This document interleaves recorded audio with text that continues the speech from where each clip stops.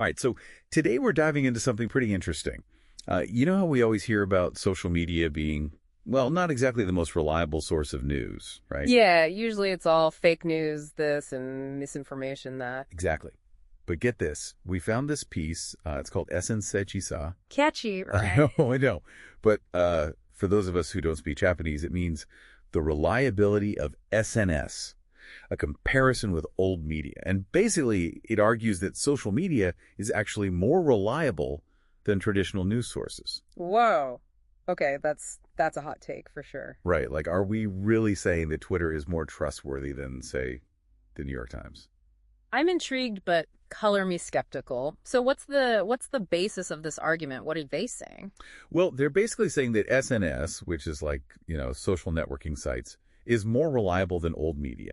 Newspapers, TV news, all that. Okay. But how do they back that up? What kind of evidence do they present? That's the thing. They don't really give a ton of evidence. They just kind of state it as fact. Huh. That's a bold move.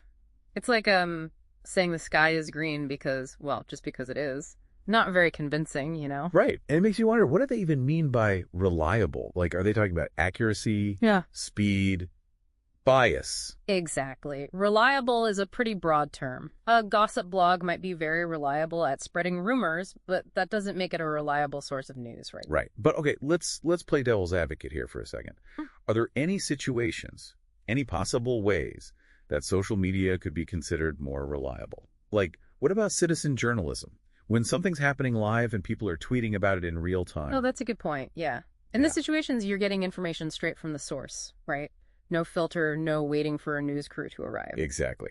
So speed could be an argument for reliability in those cases. Like, if I need to know if a road is closed because of an accident, I might check Twitter before waiting for a news update. Totally.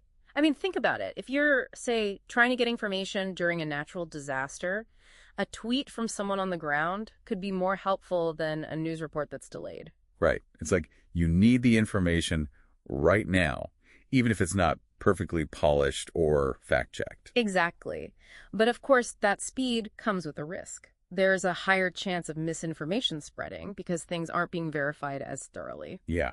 So it's not really about one being better than the other, but understanding their strengths and weaknesses. Absolutely.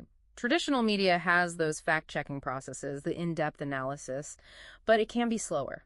Social media is fast, it's raw, but you have to be more careful about what you believe. Right. You have to, do your own fact-checking, consider the source and all that. Exactly. Think about who's posting the information, what their agenda might be, and whether they have any biases. Even with this source we're discussing, we have to remember they could have a reason for promoting social media as more reliable.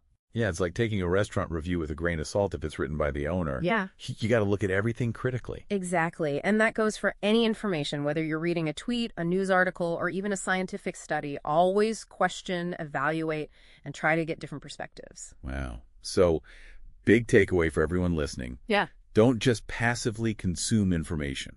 Think about it. Yes. Be curious, ask questions, and remember, you have the power to decide what you believe. Don't let the information overload control you. Well said.